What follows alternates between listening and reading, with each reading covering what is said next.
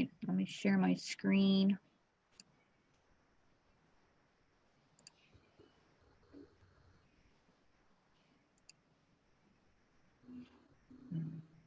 And let me. And then I'm going to mute myself because we don't need to hear me. Okay. Tell me when. Anytime you're ready, my dear, and then I'll try and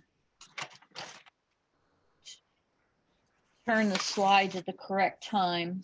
Okay. Or you can tell me next slide. Okay. You ready? Yeah, go for it. We're going to begin this session with a history of beginnings in the Ohio Writers Conference. The first Ohio Writers Conference and Beginnings publication started in 1997. It was a small volume with only a handful of authors. And the authors gathered for this first conference and they attended breakout sessions about writing. So the conference looked a lot different than it has in the past few years. What we found were when we were looking for all the authors that were supposed to be in sessions, they were actually gathered around together, sharing their stories and talking about writing and signing each other's books. So then we knew that we had to make a couple changes. The event grew, and it grew to over 70 authors and a few artists being celebrated each year.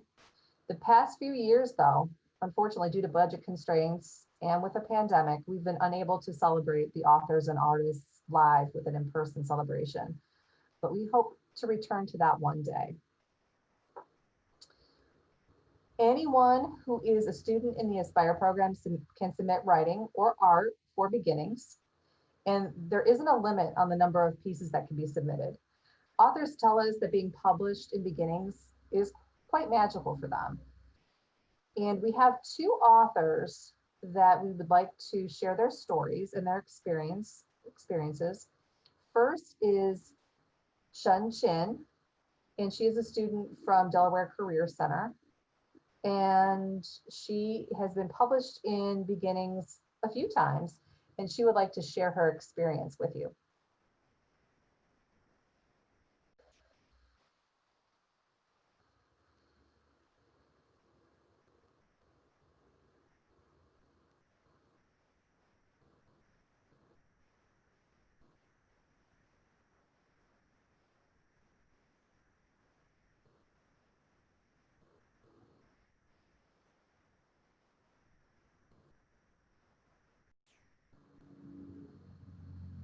Started to learn English, so I am happy I have this chance to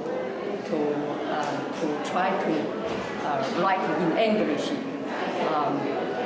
I was an editor in China, so I like to write some story. So here the culture give me a lot of the many interested to try. So I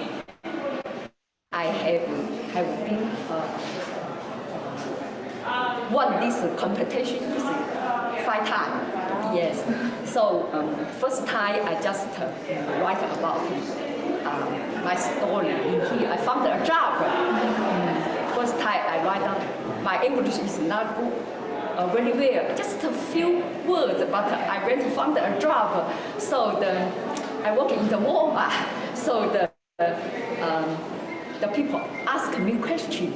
I cannot understand how to answer them. So this is the first article. I write down this story. So I write down I have been working there, how enjoy the working, how to learn the American culture in this Walmart store. This is the first article.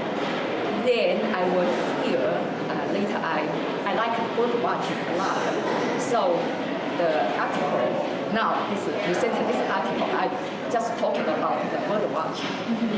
Then how to this bird give the joy, how to bird watching, learn a lot of the nature in here, learn a lot of the birds in here.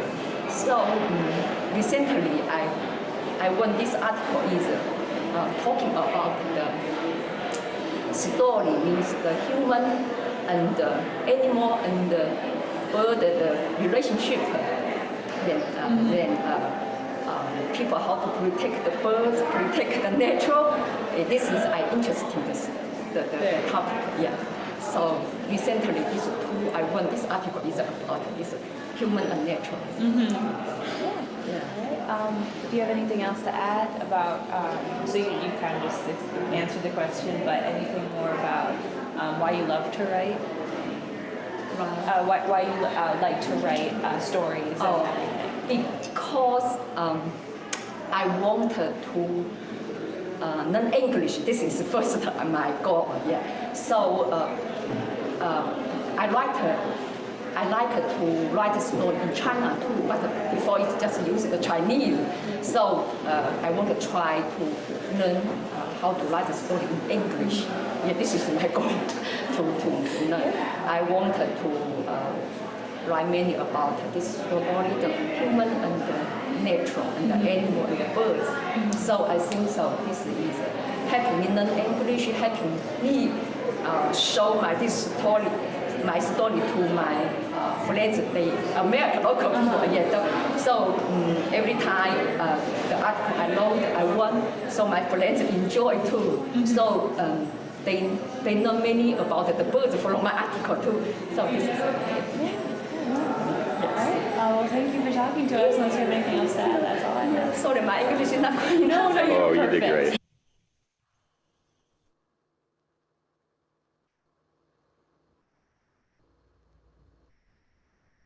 That was Chung Chin.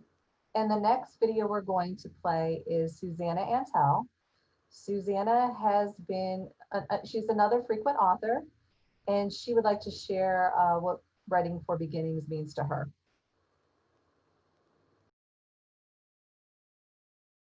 Okay. All right, this is Susanna Antel. Where are you from? Cleveland, Ohio. All right. Let's see, how long have you been writing? Oh, 20 years. About 20 years now. Nice. And then what kind of writing you were talking about earlier? I'm a visual writer. I'm not so much in writing about animals and birds and trees, scent, sound, feel. That's a form of art for me. Writing is actually a form of art. I do like to draw and paint. That's a form of art too. Writing, that's my passion. So you're a published author. How many pieces do you have out? You want to talk a little bit about those? Yeah, 4 poems now in the last 3 years. And I hope I can do it again next year. I hope. The first poem that was published in 2015 was Enticed by the Wind. That one was the way the wind can entice our emotions, what we can feel. Last year, I had 2 poems published for 2016.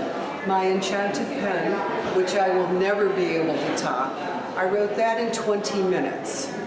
The other one I wrote was Gray Sky, and that was actually for a Christmas card that I sent to all my family members.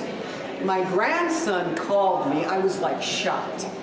He said, Oma, that's grandma in German, Oma, the poem you sent on this Christmas card, it's just beautiful. He said to me, I did not know you had such a way with words, Oma. I cried. I really cried. So when I read the poem last year at the Writers' Conference, I had dedicated that poem to my grandson because he made my heart sing. This year, Pink Blossoms. Now that's a true story. That actually happened last spring. My magnolia tree was absolutely stunning. I mean, it glowed. And then the next day, we get this horrible winter storm that night. So I wrote a poem about what I had felt, winter in a jealous rage, and that's how I came up with it. My beautiful tree and the storm. That was a beautiful poem. Thank you, thank you. I enjoyed reading it. Thank you. And then if you just want to talk a little bit about love about writing, just in general? I can paint a picture with words on paper. I can get your attention. And I don't feel stupid, and I don't feel silly. It warms my heart and my soul to be able to write something on a piece of paper and someone will read it and they'll say to me, I can see it in my mind if I read it. They close their eyes and they actually can tell me, they can visually see what I have written on this paper. My husband, he's the one that had encouraged me to write. He saw something in my writing along with my teacher, Nancy Gresham. She saw a writer in me. So between my husband and my teacher, I wish she was here. They're the two people in my life that believe in me and my writing. Thank you for talking to us. Do you have anything else to add? Go for it. I'm so excited. Oh, good. I'm so excited. Good. I am very honored. Thank you so much. No problem. Thank you so much. As you can see, both of these authors are very excited about their writing. They're very excited to share their writing, and they were very enthusiastic about being at the Ohio Writers Conference. These are the two pieces that were submitted: Pink Blossoms by Susanna Antel, and another piece by Chun Chin that is done as a story. And both of these pieces can be found in previous issues of Beginnings. So you can tell that we accept any genre of writing. All pieces have been accepted and published: personal essay, historical fiction, poetry, rap lyrics, many more. We've received so many different kinds of pieces of writing, and it's great to see that variety. So it doesn't have to be poetry. It doesn't have to be a story about nature. It could be something that is maybe taken from a student's journal that they want to share. Maybe a story about a special food that they remember, things like that. So once you collect the writing, then we go into the submission process.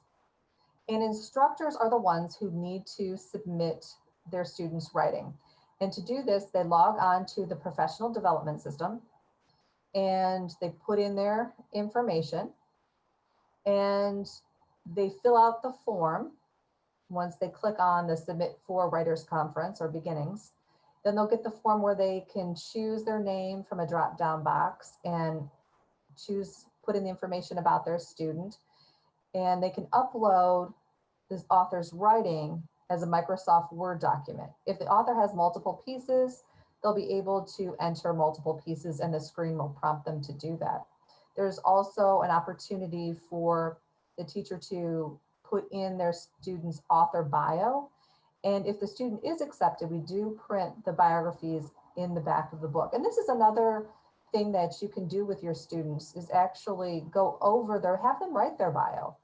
This would be a good exercise for a lot of different reasons other than Beginnings, but it could turn actually into part of their story. We've had some biographies that with a little bit more work, that could have been another piece actually. But for the back of the book, we just ask for just a short bio, paragraph, a few sentences, and you can put that in the form right here. The submission page will be active the first part of February for the written submissions. Art submissions are a little different. We accept all original art, and they need to be mailed into the Ohio Literacy Resource Center. It needs to be a paper submission, and the form is paper also. And Ohio Lit, you check Ohio Lit, we will be having more information about the submission process for art and writing, and a link that you can download those forms. Now leads us to the review process. And we get a lot of questions about this, so we'd like to kind of go over this. Each piece is thoroughly checked for plagiarism. We typically receive about 7 to 12 plagiarized pieces a year. And You know, we let the authors know that the piece was plagiarized and where it was plagiarized from. We include those sources, and we also let the teacher know as well.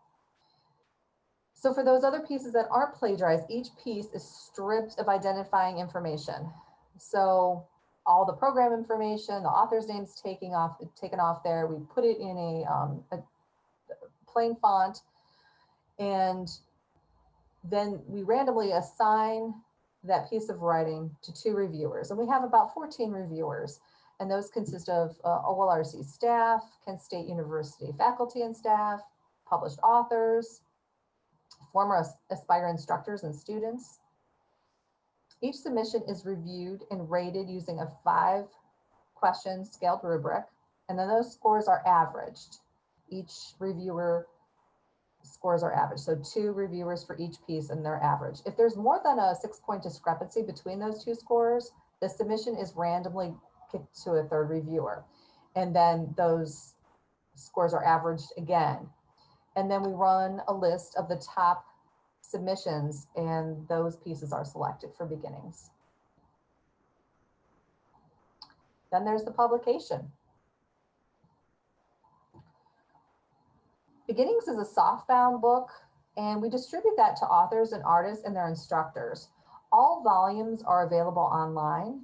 If you go to the Ohio Literacy Resource Center, we have that on our homepage, and you can also get it by looking at the link here. Let me write that down. How to submit for 2021.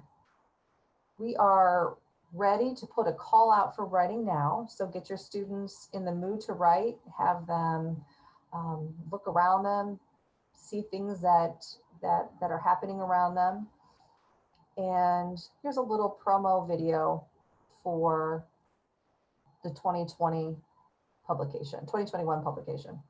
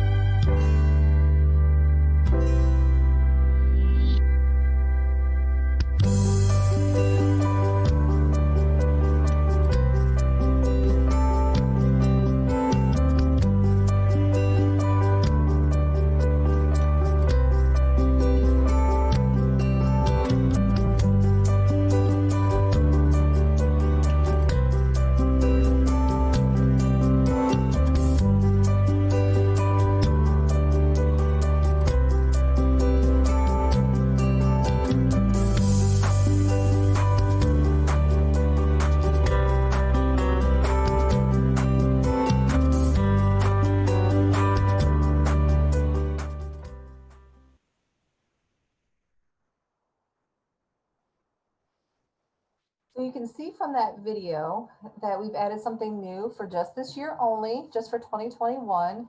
It's a reflection on 2020, and we're calling it Pandemic Ponderings. So this is something that not only your students can participate in, but teachers as well. This will be the first time, well, actually the second time that we've allowed teachers to be published in the book. We did that with our 20th edition. But this Pandemic Pondering section, which is a companion piece, we will allow teachers actually to submit as well as students. And details will follow. So you'll get more information about how to submit for beginnings, how to submit art in writing, and you'll get specific information for Pandemic Ponderings. The deadline for submission is February 21st, 2021. And for the rest of this session, you will learn some good ideas on how to submit, not only writing for you and your students for the book, but how to reflect on 2020 and get some stories for the companion piece as well.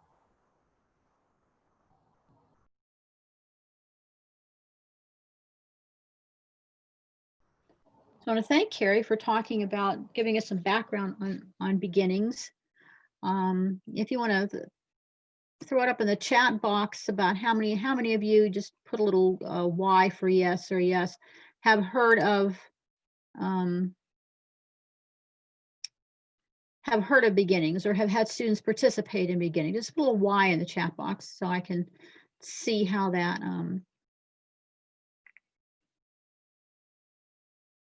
oh, yes, for years. I like that answer. Okay. Great. This makes me so happy. And for those of you who have participated, if you want to put in the chat box, or if you were able to unmute yourselves, and just one benefit that you've seen from having your students participate in beginnings. No, chat box, or unmute yourself, because I think the folks who are not familiar with beginnings would be interested in hearing what those benefits are. Okay, student book club, excitement. Thank you.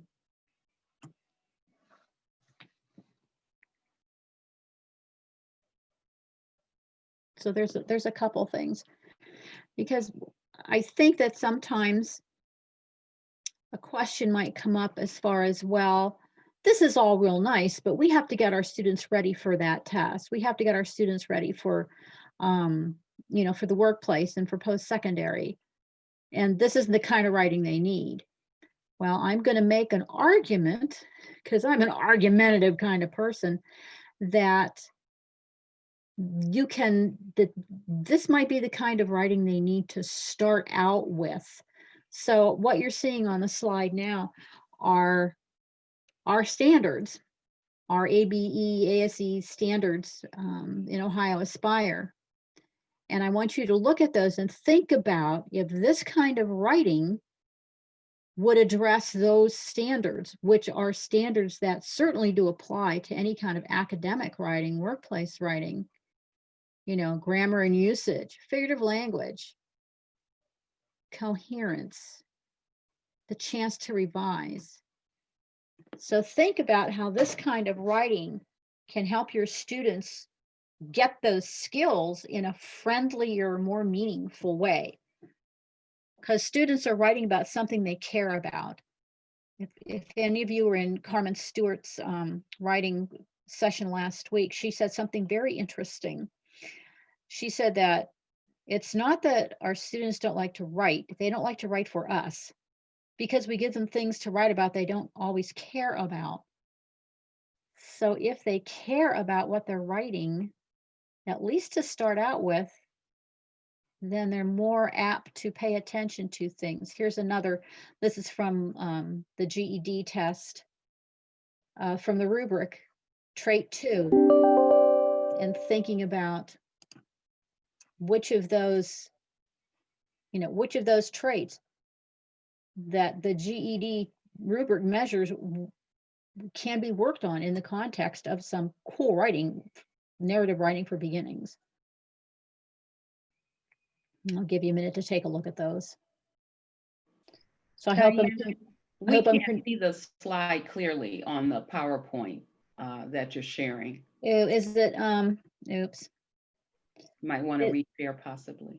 Is it oh, is it fuzzy? It's yes. Yes. Okay, I'm sorry.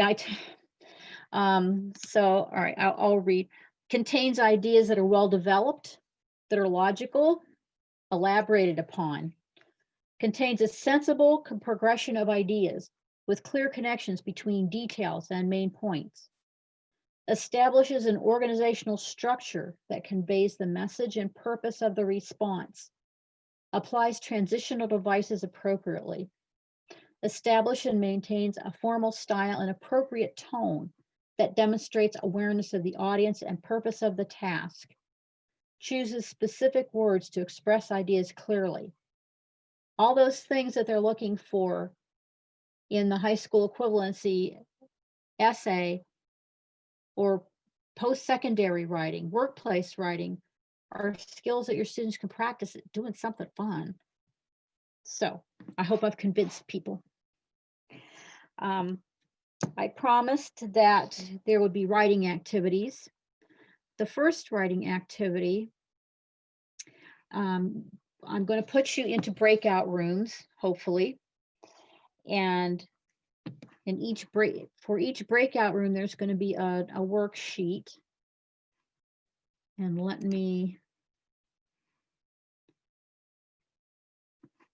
I'm going to copy and paste room numbers and links in the chat box.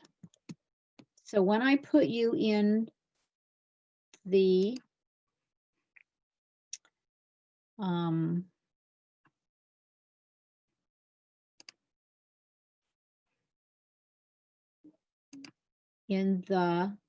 breakout room,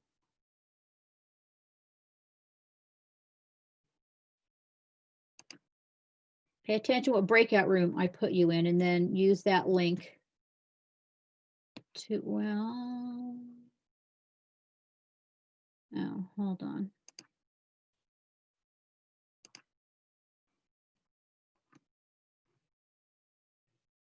Can everyone see the room numbers and the links?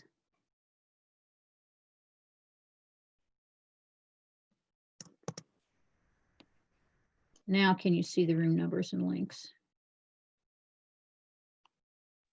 Yes. Okay, great.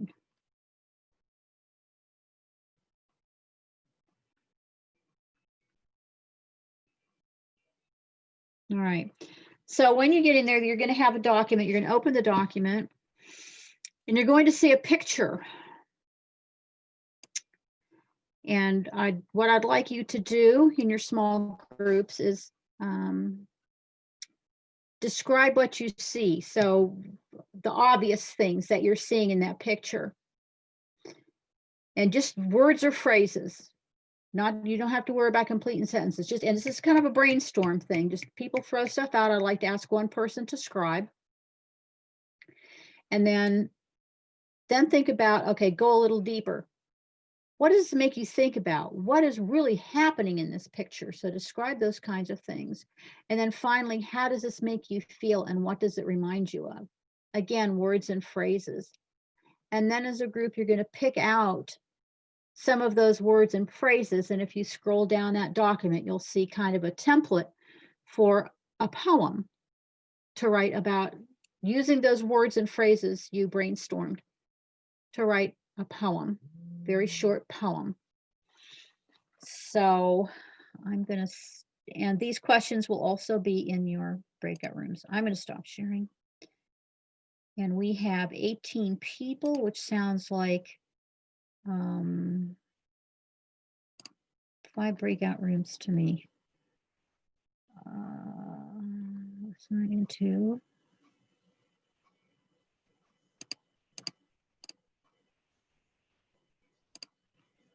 No, guess not. All right, we're going to go, and I will pop in and out of the breakout rooms. So here you go.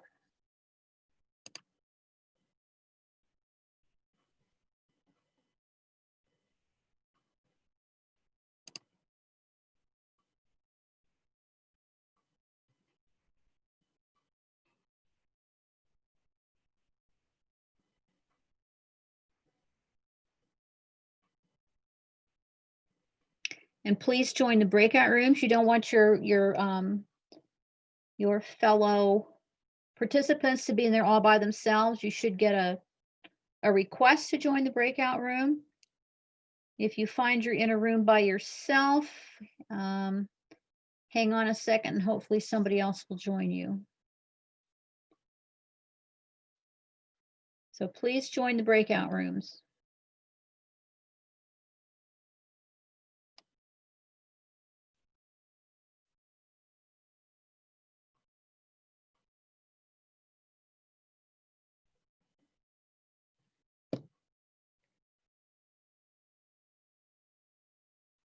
And I shouldn't see anybody in the main room. I should all see you in breakout rooms.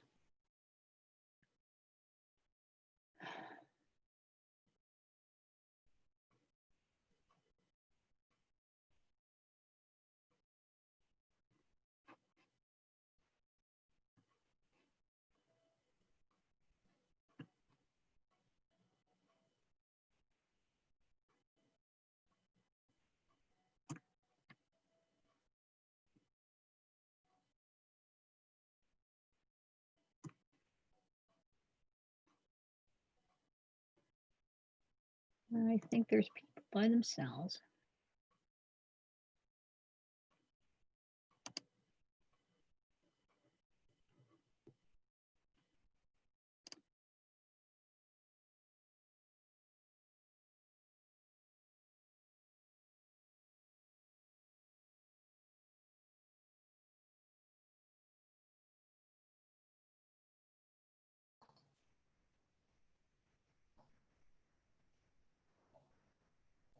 Hello?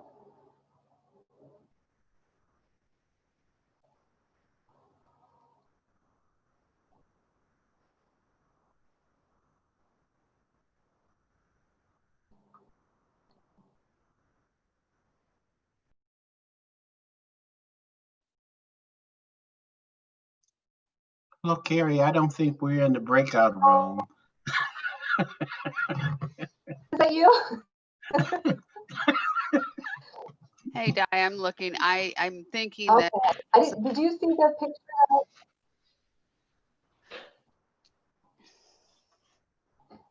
give me a second. Hi, I'm trying to Adrian. get you straightened out. Hi, Carrie. I can finally hear.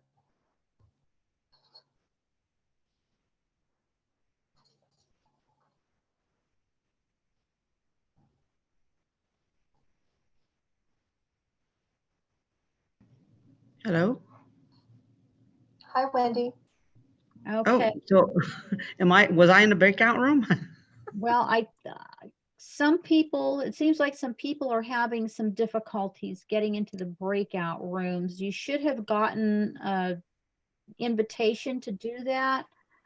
What I might do is stop the breakout rooms and try it again.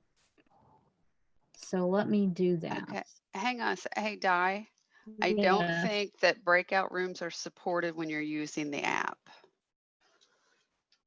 So if you want to Oh. use breakout rooms, what we can do is take Actually, everyone out of the app and put them in Zoom normally. is that going to be a big pain in the patootie? It's not for me.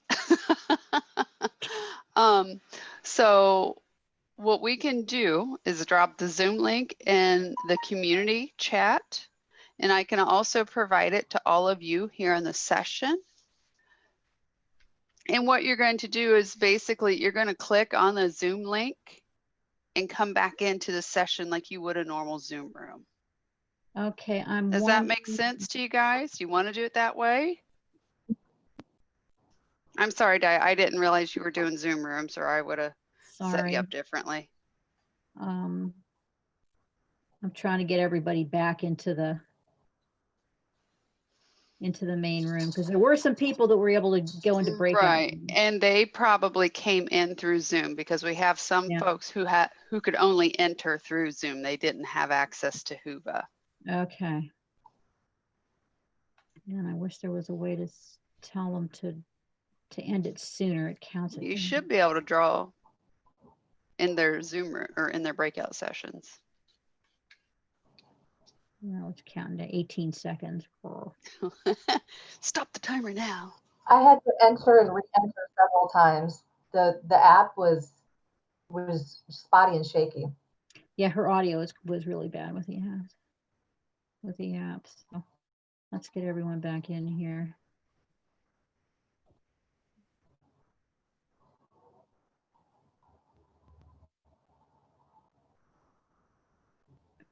All right. So I'm going to close that. All right. Hopefully everyone is back. Apparently Whova does not support breakout rooms. So we can go to breakout rooms. Yeah, let's So do you want to do a normal Zoom?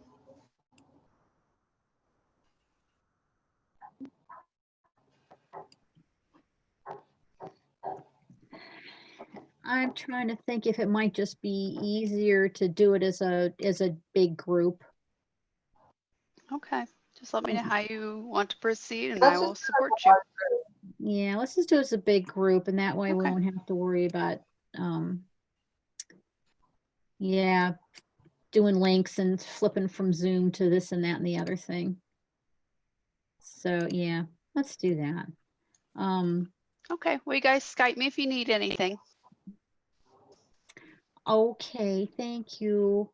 All right, so once again, technology, you know, and I stopped minding technological glitches, especially during presentations, because I think it shows folks that stuff happens no matter how well you plan, and you just kind of roll with it and shrug your shoulders and keep going. So I'm gonna shrug my shoulders, and we'll do this activity as a whole group. I will share my screen and get the activity up, and we'll just do it as a whole group. I'll scribe. All right, here we go. Now I'll have to participate. Can unmute yourselves and answer those questions. Jenna, answer those questions. And I will write them down or put them in the chat. Carrie, could you monitor the chat for me so that I can, if people are going to respond in the chat? All right, so let me share my screen and we'll take a look at the picture that you're going to respond to.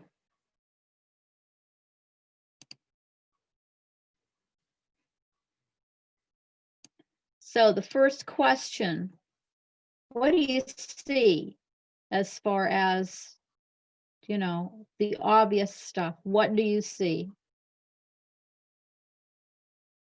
So either unmute or type in the chat box, and Carrie will monitor that for me and read your answers. Diana, this is Amy. I see looks like a woman, like speaking through glass to maybe her husband or her brother through a window. Okay, I'm going to type that down here. Oh, Carrie, are you typing too? Beautiful, thank you. Oh, we've got people helping out. Excellent. So she can't go inside and visit. So yeah, if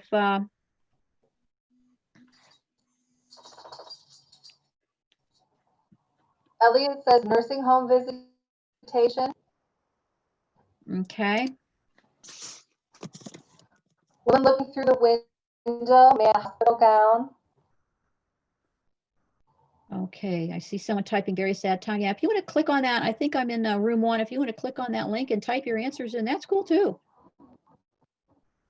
I mean, an example of collaborating via Google Doc. It's cool out. Very sad time. And, you know, and the third question, how does this make you feel? What does this remind you of? Don't forget to do that too. What, Carrie, you're kind of being spotty again with the audio. So what were some of the things that were coming in the chat? I see a post-apocalyptic movie in which she's all alone and No. All right, I'm gonna. It kind of looks like during hear that contemporary. guy? Can you hear me? Yeah. During this contemporary time here, it may be a wife speaking with her husband through the glass. Okay. Yeah.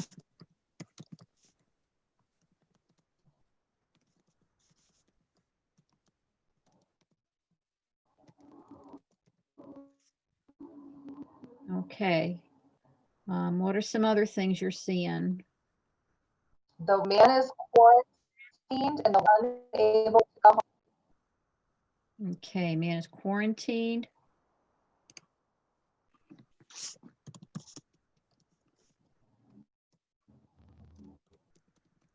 And what? Unable, and the wife is unable to decide.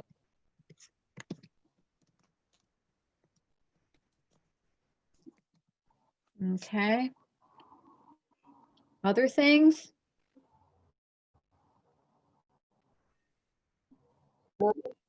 Maybe older women can't go shopping because there are too many customers.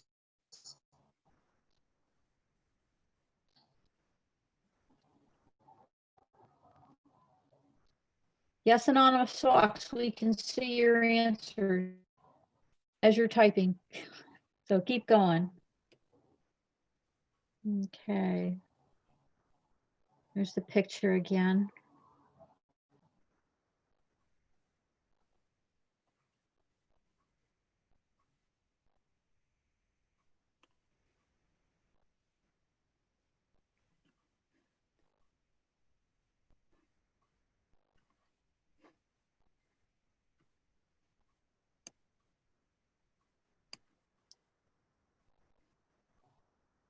Stephanie says, I felt good that she could at least see him.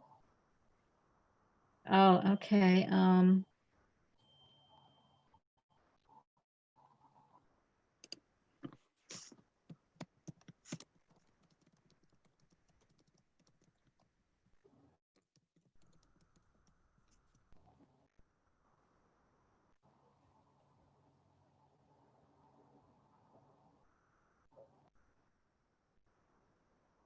More answers coming in, or we got?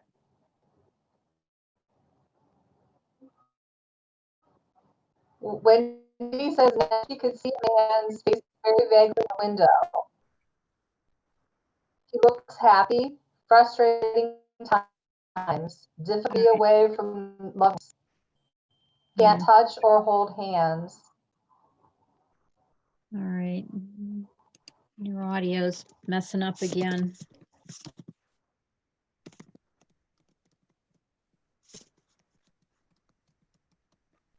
Oh, it's about man, seeing the man through the window.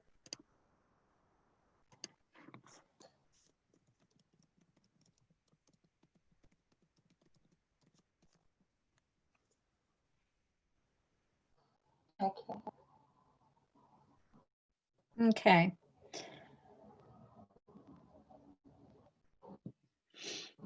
Also said it is a reminder of how isolating the virus has made us.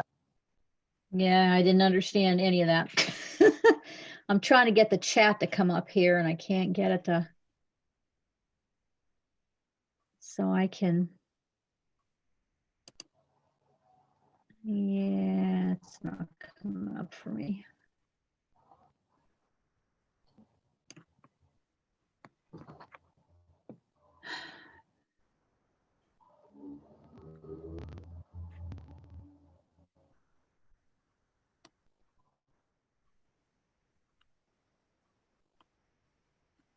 All right, I'm going to stop sharing for a second here. All right.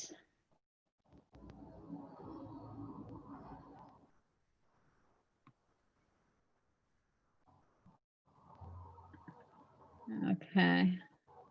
And Stephanie says, I think about her having freedom to get out and about. And someone was able to capture the moment. That's nice. Oh, that's nice too. Ready for this one, Diana? It makes me feel reflective. Reminds me of my grandmother, grandfather. Nostalgic. All right. I'm trying to copy stuff from the chat.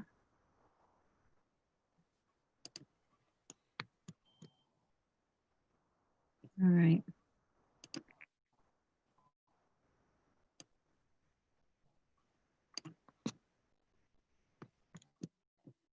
Did you get the post-apocalyptic horror movie in which she is all alone and being spied on? That's great.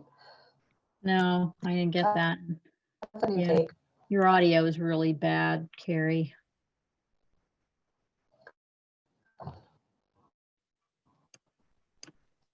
I can barely hear.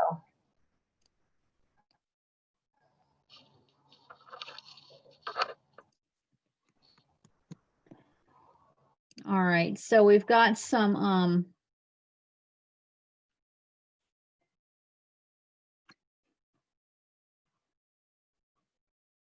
ooh.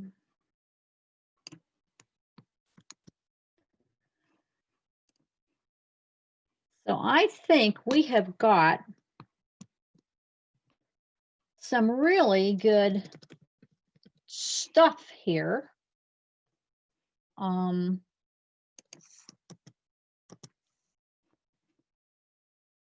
And the thing I like about writing activities like this is, gosh golly, there weren't any wrong answers, were there? Huh? Which I always like it when there's no wrong answers.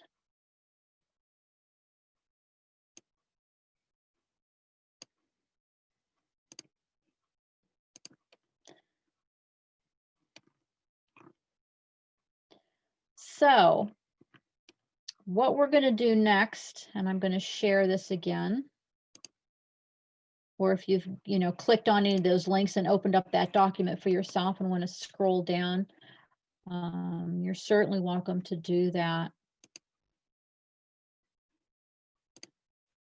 So we've got these great answers, and we're going to take words or short phrases from what our answers are.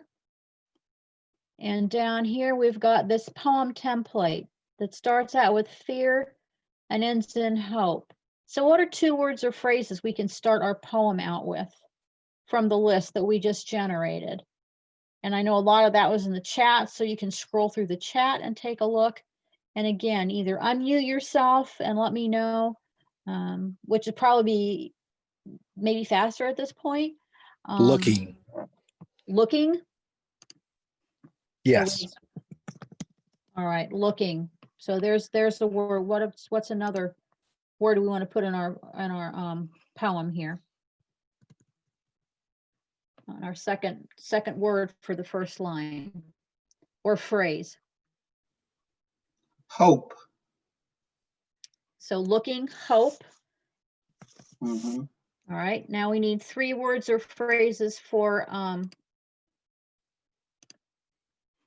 the third line. Type them in or shout them out. And I'm having trouble reading the chat, so it might be better to unmute yourself and share.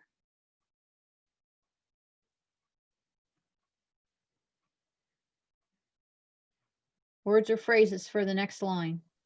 She. Seeing. Okay. She. I'm sorry, I didn't get that. She. S-H-E. Ah. Okay. Thank you. Barrier. Barrier. All right, and third line, words or phrases. Healing, Okay, healing.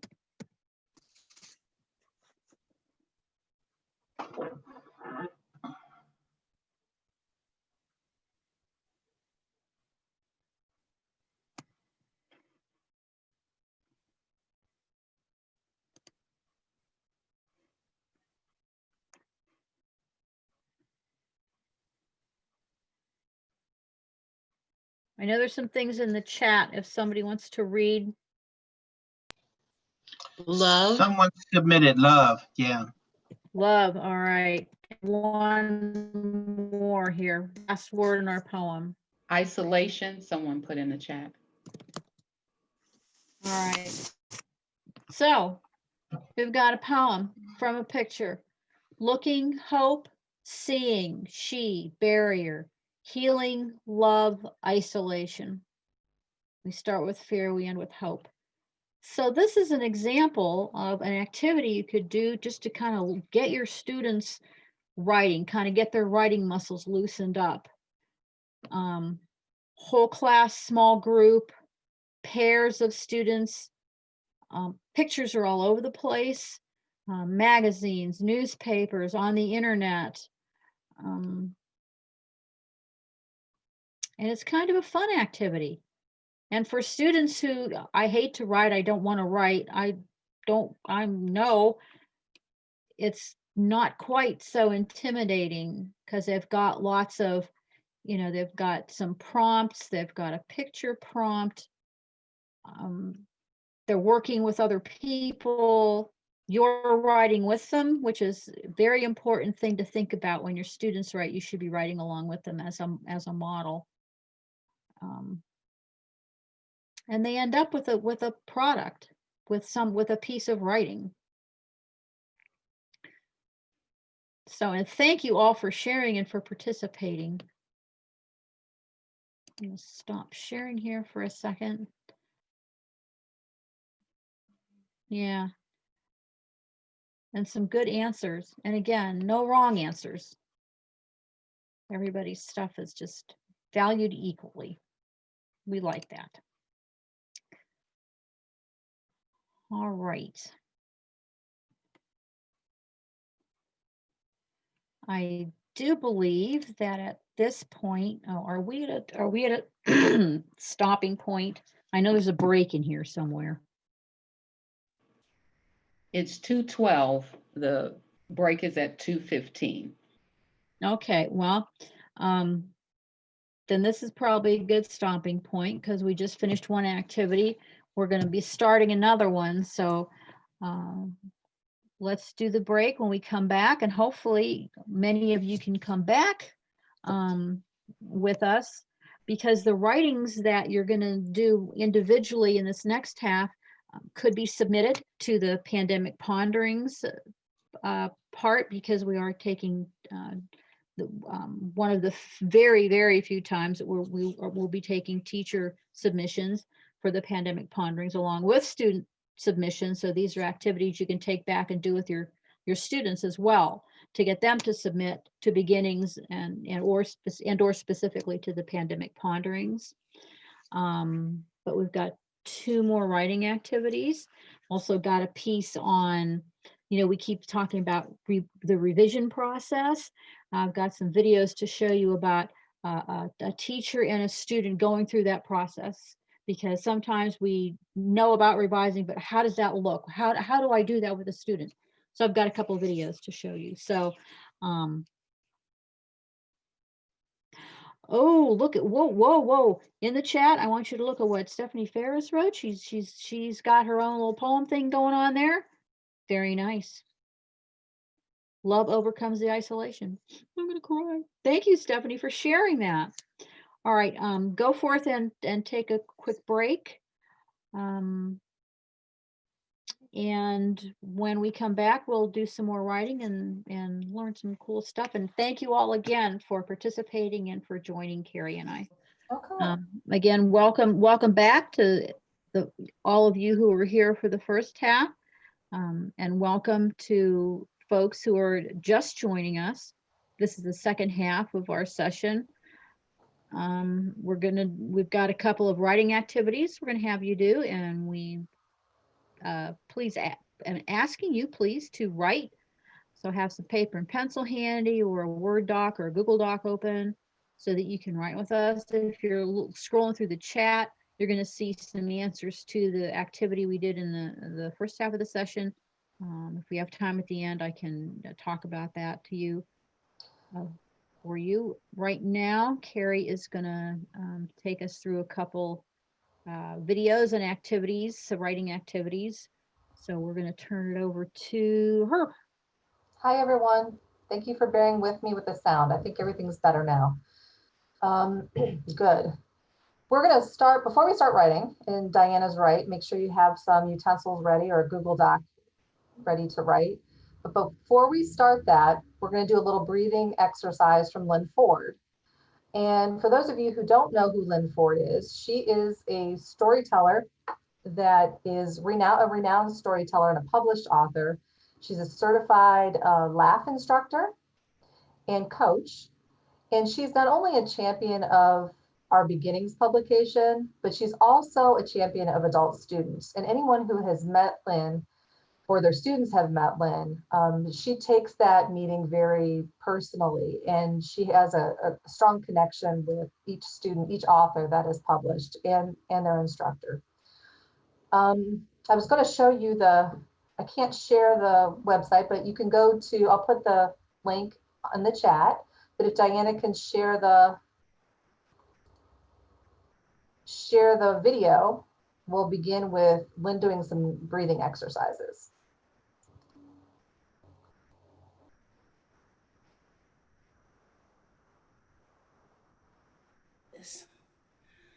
Welcome, and I hope you have a good time.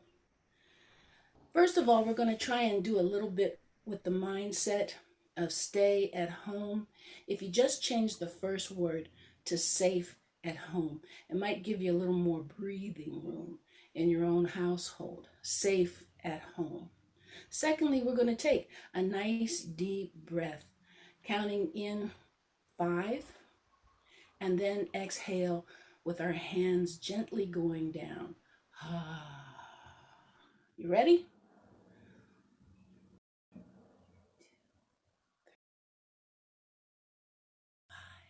Exhale. Bring your hands down to your knees. Again, breathe in.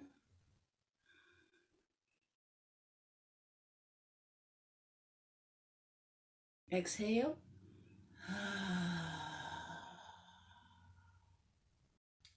I thought since we were talking about homes. Okay. So we all kind of rested and relaxed and ready to write? You feel ready, Diana? You feel ready to write? I can't hear you. You're muted. Which people prefer. I'm always ready to write, to tell you the truth. Great. Well, this summer Lynn joined us for the Back to Beginnings camps. And if you're not familiar with those Back to Beginnings camps, we had a whole Facebook page dedicated to that. Now, Diana, can you put that link up? Because I can't share that. Oh, and what these camps were designed for was during the quarantine, we wanted to make sure that students were writing, and we wanted to give activities that students can do with their families and their teachers and their families too. It was as you know, March was a really tough time. So Lynn did 5 pop-up sessions with us, and she talked about writing prompts. She talked about writing. She talked about being safe at home. And that's okay. We'll put the Facebook group in the chat link. Hold on, I got it. Got it? It's coming. It just takes me a while. That's all right. There it is. Okay. So in this Facebook page, and we'll also put the link in there so you can like us if you don't already. and share this with your students. There's activities, Lynn's stories, her writing prompts, some other ideas that we've gathered. So take a look at that. We'll put that in the chat. The video that we're going to show you now, though, is one of the stories and prompts that Lynn gave to us during those writing camps. And this is something that you can share with your students and to kind of get them kicked off with some good writing. I think that her stories lend itself to that, and she gives a great writing prompt right after. So listen closely and then we'll get ready to write.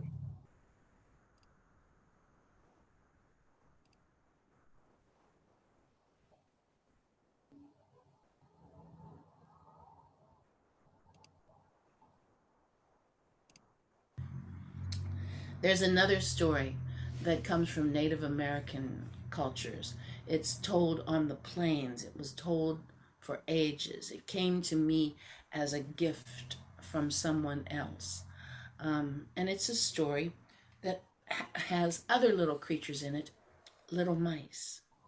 And it speaks of the darkness and of the light. Now, the little mice were terrified of things they did not understand, things that they couldn't see very well, things that might come after them and eat them. And they were always running, and they were always hiding, and they were always afraid. Until one night, they came upon something that seemed to have a hole here and a hole there and a space there, and they thought, oh, it's a mouse house, little windows and a door. And all the mice ran into that thing, and they were safe and they felt warm. They realized that on the floor of that mouse house that they had found, there were dried roots. They could nibble at them, they could eat, and they could use some to build a fire. And so a fire was lit, a tiny mouse fire in the very middle of their new mouse house. And they warmed themselves by that little fire, and they nibbled on some of the dried roots. Oh, this was so wonderful that some of them began to sing the way the chipmunks sang, tiny voices all joining in. And they found that if they tapped on the sides of the mouse house, the walls of the mouse house, it made a sound like a drum. And so they began to dance and to sing, and they nibbled and they laughed and they warmed themselves by the fire. They found a home. In the meantime, out there in the darkness, under a sliver of moon, the owls saw something strange on the ground. It glowed with a strange light, and from it came strange noises.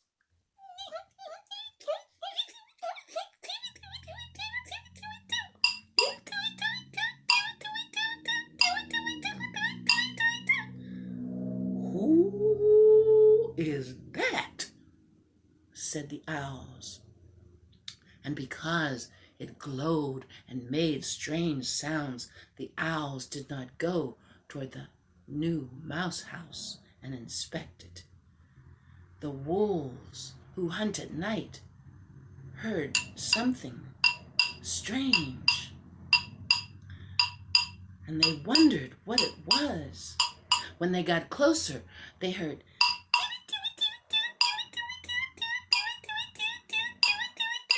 and they saw something glowing in the darkness. They'd never seen anything like that, and so they stayed away. But there was one that heard those sounds and knew where the sounds came from, knew which bodies would make those sounds, and that one prowled through the darkness with her yellow glowing eyes. In that little bit of moonlight, you could not see her body, but you could hear her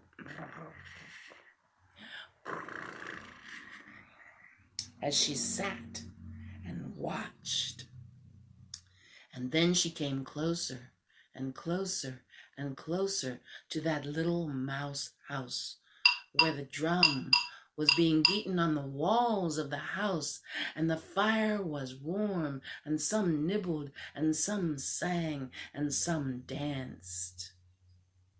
And as they did all of that, they saw what looked like two bright yellow lights coming toward their windows.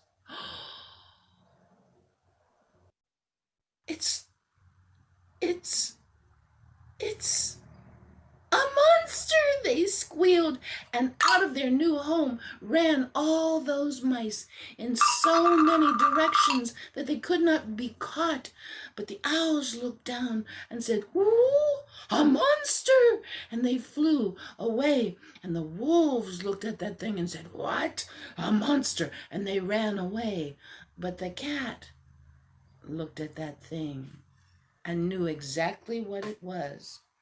Even though the cat had never seen a fire inside, the cat knew that the mouse house was the skull of a buffalo.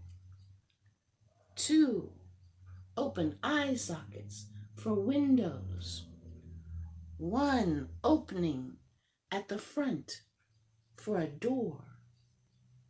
When the little mice finally stopped running and looked back and saw something glowing in the darkness, they did not think it was their mouse house. They thought, "The monster!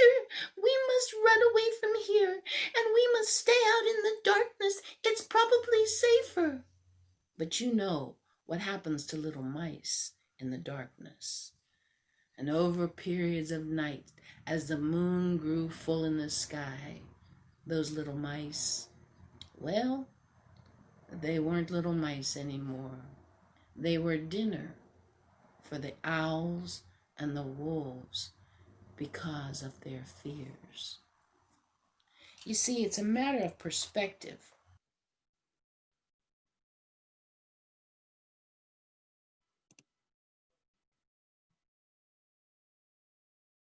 You're muted, Carrie. You can keep playing. Oh, okay. I wasn't sure if that's where I should stop or not. Yeah, keep going. She gives a prompt right after. Okay, I'm sorry.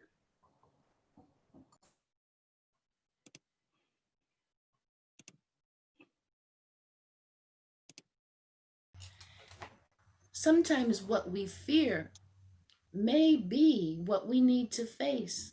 And if those little mice had just thought about it, instead of running away from that place where they were safe and warm and fed and at home, they would have stayed there in the light. And when they went out into the darkness and looked back, they did not see their home as a place of shelter, and they never came back to it.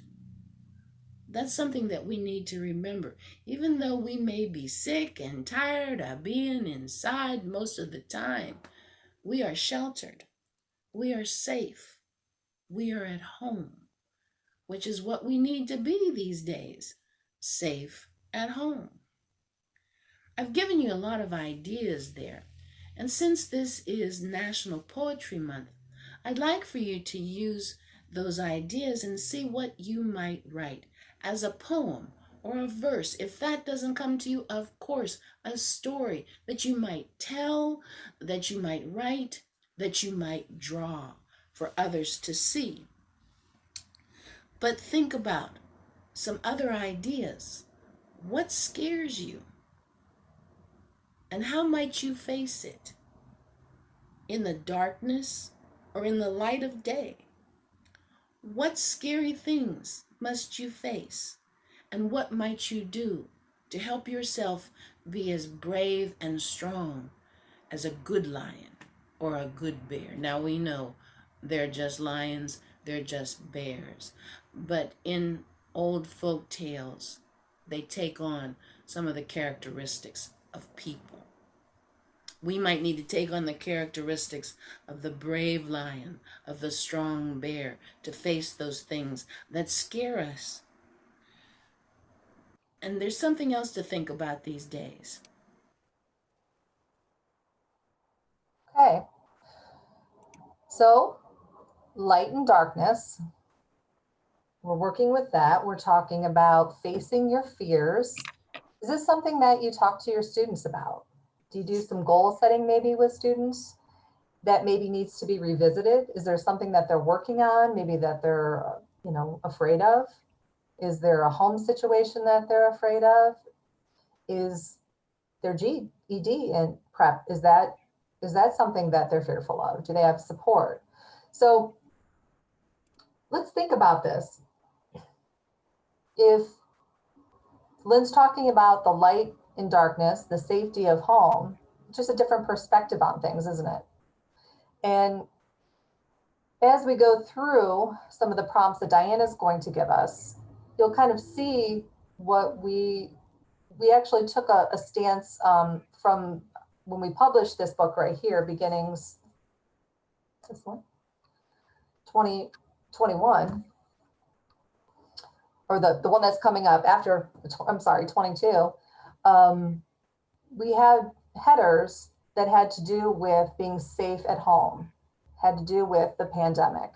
So this is something that you can play for your students, or you can send them to the website and they can listen with their families and maybe do some journaling and things like that. So some really good prompts. So as a response to those prompts that Lynn gave you, and the one that kind of resonated with me was, what are you afraid of? And what are you going to do about it? So think about some of the questions she asked at the end. Think about the story, and get your writing tool of choice ready, and take about 7 minutes and 42 seconds, because that's a good length of time to do some writing, and write something based on what you just saw in Lynn's video. Pick something, like Carrie said, dark and light, fear, bravery, safe at home, and take that 7 minutes and 42 seconds and write. And I will set a timer. And it could be in any form: Yeah. poetry, prose, song lyrics, story, short story. Yeah, just some random thoughts.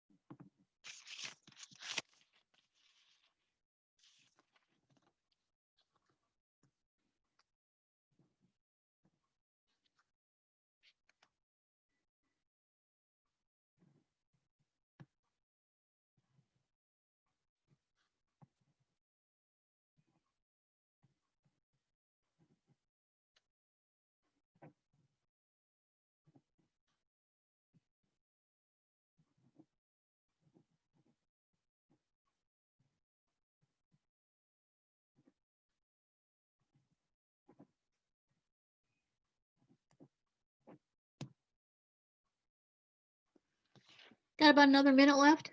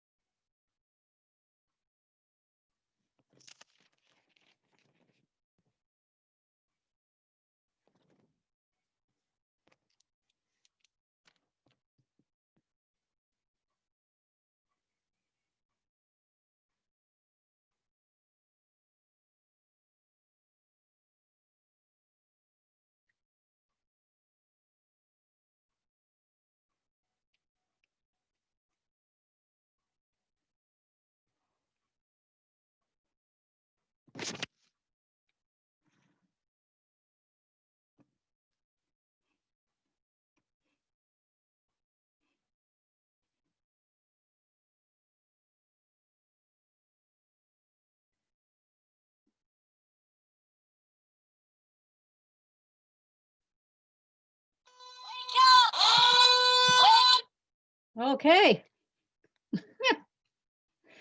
You're muted, Carrie. If you take a look in the chat, Wendy put a haiku in there. Thank you so much sharing that with us. That is lovely. Needed. Yeah. Who would like to share next? And here's the thing. It's in the National Writing Project so that I was in, we called these Quaker shares, where you don't have to share your whole piece. Just share something in that piece of writing you just did that you like, that resonates with you, that you want to share with us. Please unmute yourself to do that, or if you've done it in a Word or Google Doc, you can copy and paste it into the chat. While someone is working up the nerve to share, because sometimes it's. I could share that. Okay, yeah, I was going to share too, so go ahead. Okay. When I left my house on March 14th, there around, I was angry with myself for making plans with friends. I wanted to stay at home. I wanted to be warm and comfortable. Maybe catch up on some laundry, maybe watch a movie. Little did I know that I would be doing that for months. I'm sick of movies. I'm tired of doing laundry. I'm tired of cooking dinner. And I long for the carefree days of just getting up and leaving my home. But I appreciate the safety zone that I'm in. Oh, thank you. Thank you. All right, who's up next? I have a little poem here. Okay. And this is kind of a contradiction to what was just said here, but It's okay. I found this. I actually made a wallpaper out of it. Just one of those inspirational messages, that you'll see on Facebook or somebody post a meme or something. It's, I woke up, I have clothes to wear, I have running water, I have food to eat, life is good, I am thankful. Nice. Gratitude poem.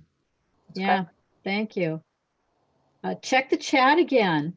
I don't know who Internet is, but this Internet has put up a really nice phrase in there that my watch is killing me here. Curled up cats, unconscious comfort, hedonism. Stretched out dog, conscious of loving presence and looks. Cool. Nice. Thank you. My dog will not know what to do when this is all over. Yeah, our animals are so used to us being home, they're going to freak when we go away. All right. Todd, Internet, Wendy, thank you for sharing. Who else? I'll share. Thank you. Go Salome. I wrote time, me time, you time, our time to reflect. And we have a lot of that. Nice. Yes. Yes. Very great. And now think about how your students could respond to this.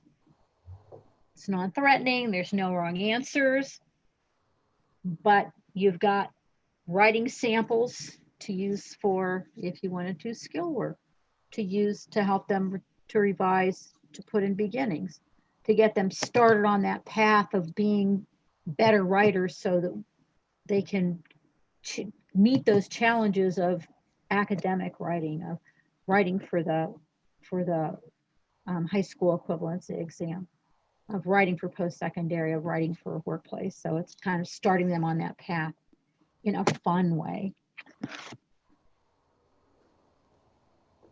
And it's also a good way to create memories with their families too. And that's one reason that we started the Facebook writing camps, is that we know that students and their families could maybe write through this and create some memories that they can keep and look back on.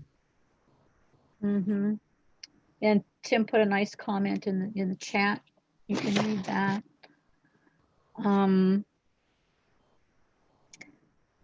I will share, since I'm haranguing everyone else to share. I will share just the beginning of what I wrote. Afraid a little, cautious very, worried somewhat, angry some of that too. But a pandemic is not going to change who I am. That's kind of how I started my piece out. Very nice. Here we've got another one posted in the chat. So please read that. Your safe place and go out in the light where you can see what is waiting on you. Be ready to defend yourself. Wash your hands, wear your mask. Stay in your safe place and go out in the light where you can see what is waiting on you. Be ready to defend yourself. Wash your hands, wear your mask so you can't be recognized. Walk softly. Carry hand sanitizer and mace. That's great. Okay, be prepared. In other words, be prepared for whatever you might meet out there. Nice. Thank you for sharing and great writing. And going out in the light. That's great. Yeah. Just like, you know what? I'm going to keep on going. Excellent. All right. The next writing activity, Carrie mentioned chapter headings. And actually, I'm wondering, I'm looking at the time, and if we should have them do another writing activity, or if we should skip to the revision videos. I think the revision videos are valuable, and they're new. All right, let's do that. So, the next activity was going to be writing to those chapter headings. But I think because we're always talking about how revision is important in the writing process. So, the piece that I wrote is my rough draft. It's a first draft, and it could use some revision to make it better. But what does that look like? Because we're always saying, help your students revise, but I'm going to show you what that looks like. How about that? So there's a couple of just parts of videos. And these videos are an Aspire teacher. You may recognize her. And an Aspire student who has graduated. She's a graduate. And they're working on revising this writer's piece of writing. So just kind of take a look at what they're doing. Think about, something that might be new, what strikes you as interesting, what questions might this raise. So let me put that up there so you can take a look at that. All right. Get that going here.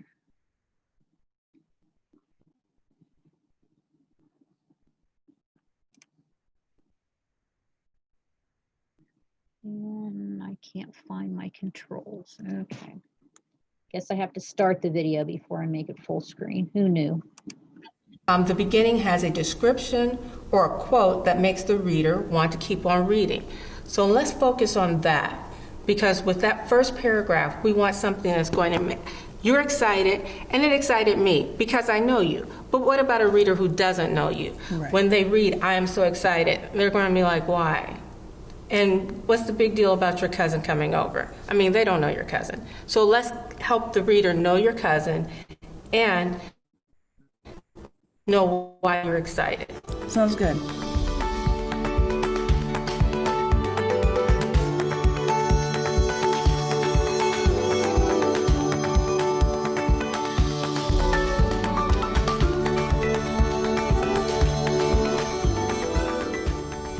How does that look? Okay. Read it to me so we can hear it too. Oh, my bad. I am so excited. My cousin John is coming over tonight. He loves space, and he's going to help me find the comet that you can see in the sky right now. Okay, let's stop there. Now I know more about John. I know that his name is John, and he's your cousin, and he's going to help you, and he loves space. Now, if I were to close my eyes, because here, to make it characteristic, the people and places are described so the reader can see them. So what I found out now is about his name and what he likes. What are some descriptive words that will help me see John? Is he tall? Is he short? Is he a redhead like you, or is he blonde?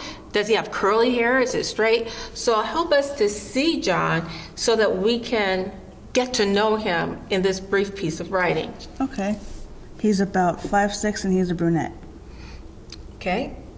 Do you want to add those details? Or you could add like me, or ways that you connect to him that makes him. Okay. And why is it John? Why is John coming and not someone else? John is coming because John and I both love space. There was the connection. So make sure you put that in. Okay.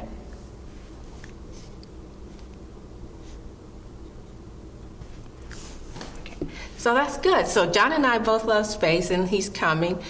Can we see him? Yes. Okay.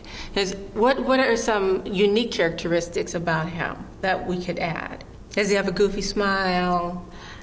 Is he gangly? Is he awkward, or is he nerdy? Does he? Yeah, he could afford to shave a couple more times a month. A month. So he has a beard. He's a bit scruffy. Okay. So that's a good. I like that word, scruffy. that is an interesting detail, an adjective that describes your cousin and makes me be able to see him. Add that detail in there so we don't forget it.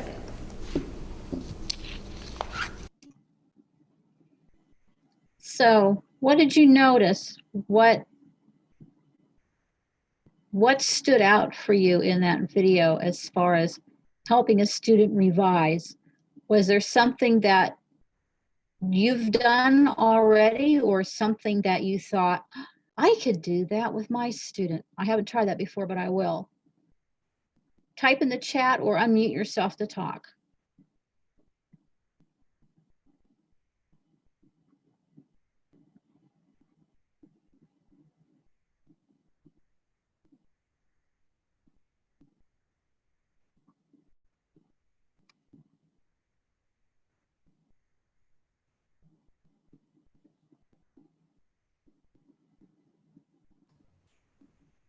I thought it was interesting how the teacher gave the writer control and let her kind of expand on what she was thinking and wanted to say. Mm-hmm. It's very patient. Okay. Comment in the chat from Stephanie. Thank you, Stephanie. The teacher was helping the writer make the writing more personal. Yes. More, yes. I also like that she didn't try to change what she wrote. She tried to enhance and have her delve deeper. She questioned her so that she could dig deeper within herself to come up with her writing versus, just telling her other things she needed to add. Mm-hmm. Right, right. Because, I know when I write something, that's my piece of writing. And if you think that there are some improvements, don't make them for me. Don't help me, guide me. Drew out more information from the student. Exactly. Those interesting details that sometimes our students leave out because they, just want to get it all down on their paper. So that questioning, so that they can get the details to make that piece of writing a more interesting piece. Right, and deeper details. So John's my cousin. So what else about John? And not just a height and hair color, but an interesting detail. He's a little scruffy. So now we, you know, all of a sudden that picture of John is sharper and clearer in our minds. And scruffy's a great word. I mean, it's a great word. And Diana and I talk a lot of times about the pieces that we receive for beginnings, and that if they were just a little bit more developed, then they would make really good pieces. They would have scored higher on the rubric to be entered, to be accepted. Yeah, yeah, and you know, and helping your students with that revision just by asking some questions it could be really helpful and help them get to that next level.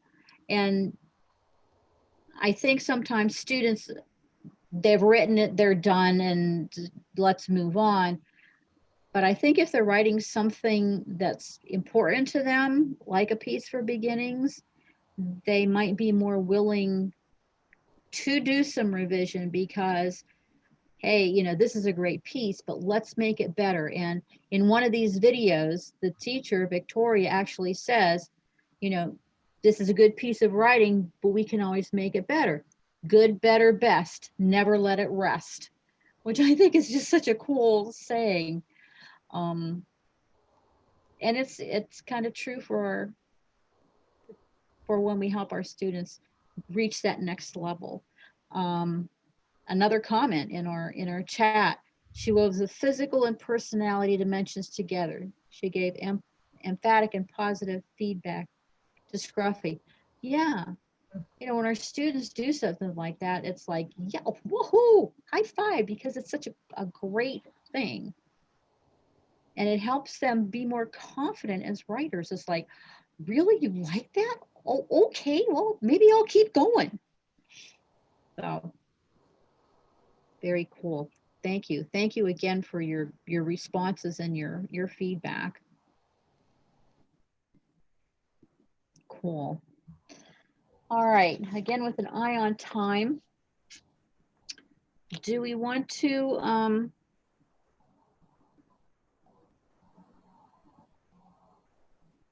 because we've got another video would like to show you.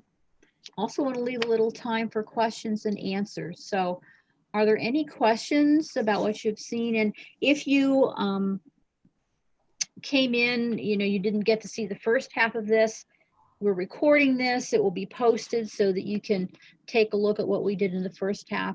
Carrie talks a lot about the beginnings book and the history of it and the submission process, because we're always encouraging students to write for beginnings and to have teachers have their students write for beginnings. It's so gratifying when a student can see their name and piece of writing published in one of our beginnings books. I mean, just imagine how proud they are of that accomplishment. So that we really encourage that to happen. We even get calls and emails from students that have been published years ago that maybe have moved and lost their book and want another copy. So they hold on to that. They remember that. We had one student that just wanted it to have on her shelf. She moved into a new house and she gave away her copies, so she wanted a new copy. And that was just a real source of pride. Mm-hmm. So any questions about anything you saw, the writing prompts, the videos, the revision process? How to submit for the book?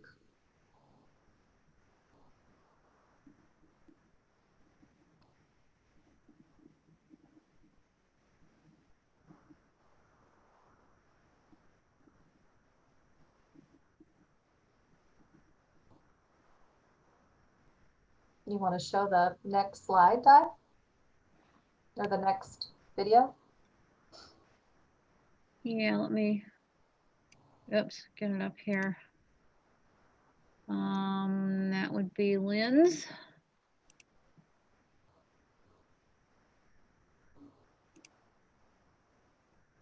All right, if you think of something, go ahead and put it in the chat box.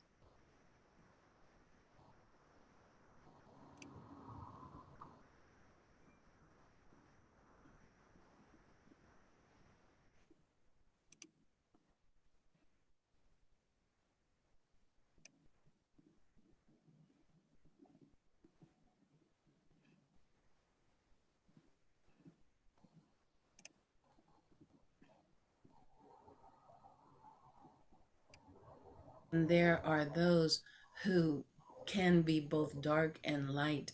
And one of them was supposedly a very, very wise man. And his stories came from the area that is now known as Turkey. He was called Nasreddin, or the Hoja, or the Hoka.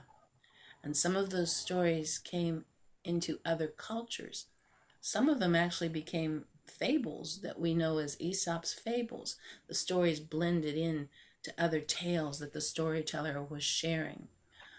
There is one story of the Hoja who was gathering grapes, huge bunches of grapes, and putting them into his basket. The one who owned the vineyard didn't mind at all and let him pick as much as he wanted.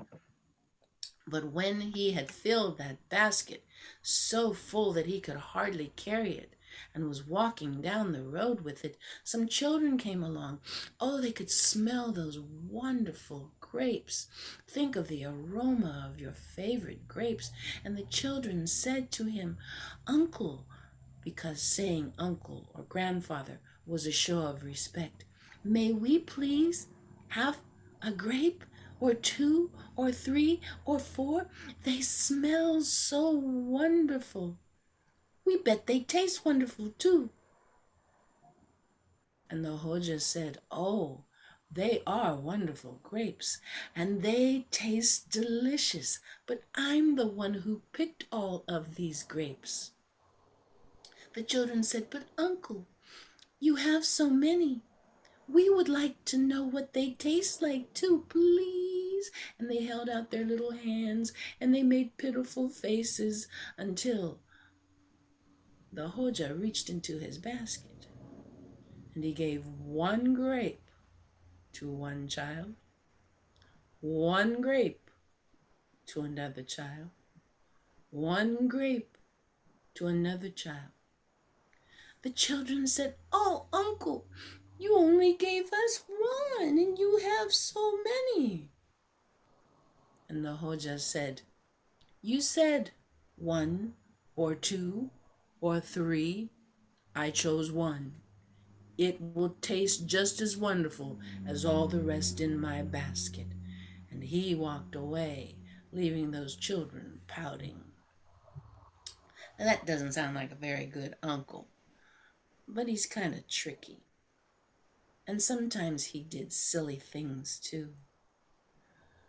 One night, he was looking for something, looking in the darkness, and he could hardly see.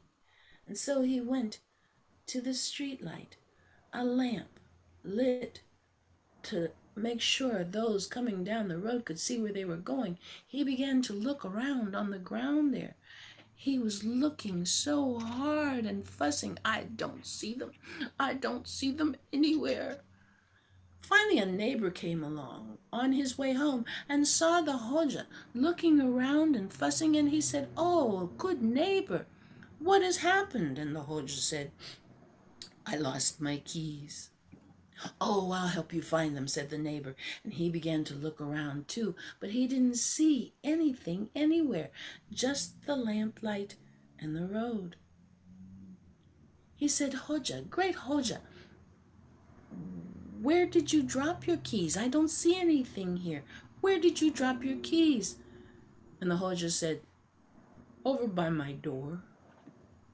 "What?" "I dropped my keys somewhere over by my door." And the neighbor asked, "Then why are you looking here?" And the Hoja said, "Because this is where the light is."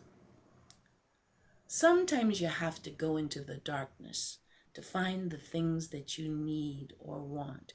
You have to be brave enough and strong enough to take that chance. And you might find the keys to your happiness by going on that adventure. And sometimes it is best to come from the darkness and feel and find the joy of the light. There is not supposed to always be darkness, any more than there should always be light. And I'm hoping that as we go through these times, safe at home, that we find ways to creatively bring ourselves joy, to share that joy with our family, perhaps write a story that's a little twisted, like the Hoja's story, and give yourselves a grin and maybe share it with someone else. In the meantime, I give you a virtual hug again, and I hope you've enjoyed my stories. Thank you so much for listening. Bye-bye.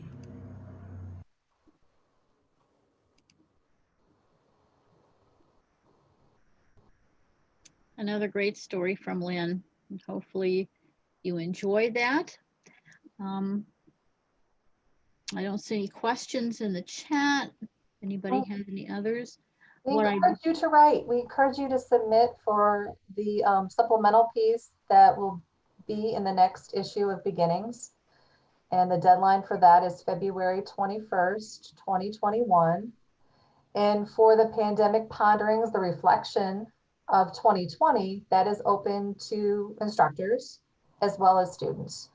So it'll just be a companion piece.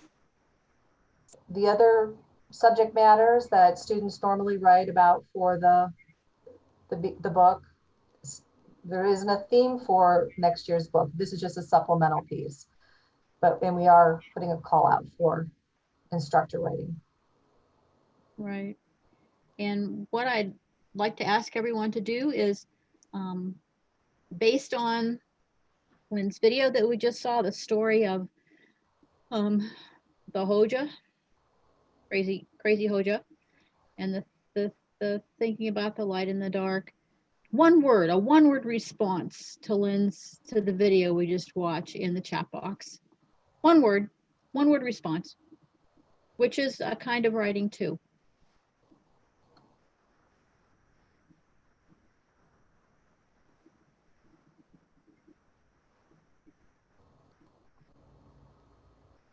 Brave. Thank you, Tim.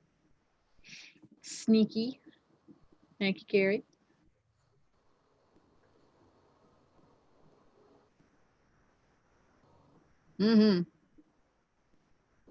Boulder, courage.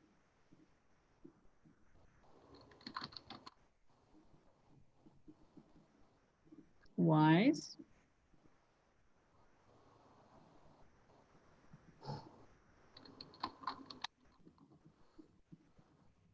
Stingy.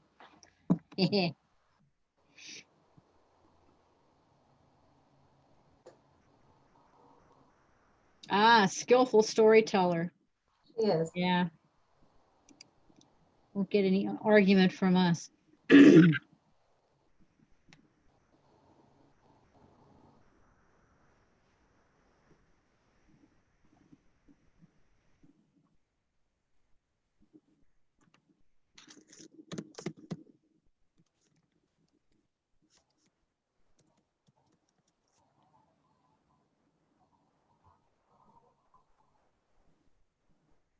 Very thought-provoking. Very thought-provoking. Give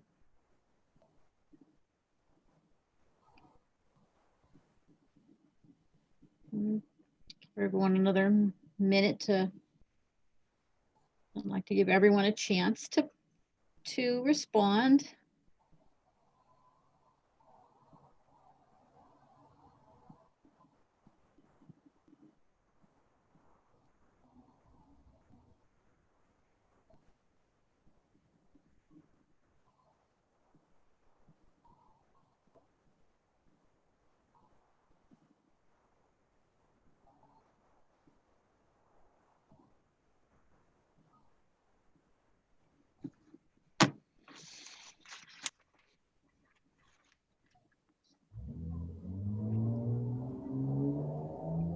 Oh, well, thank you, Mary Jean, for identifying yourself now.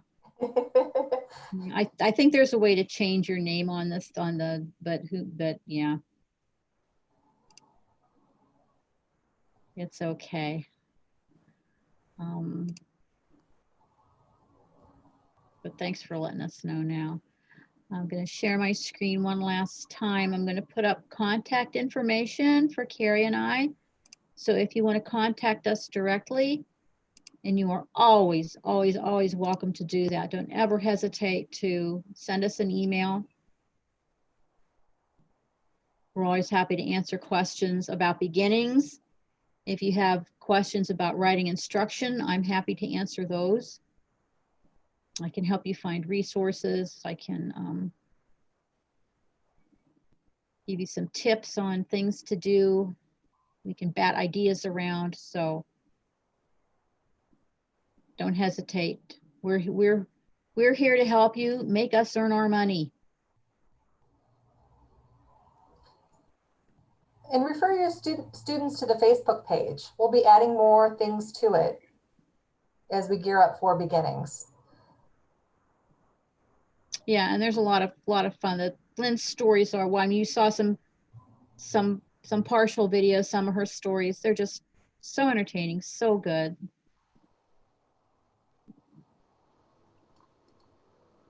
And it's all free. Don't have to pay a subscription to Netflix to watch Lynn. And then to do some writing with your family using her prompts.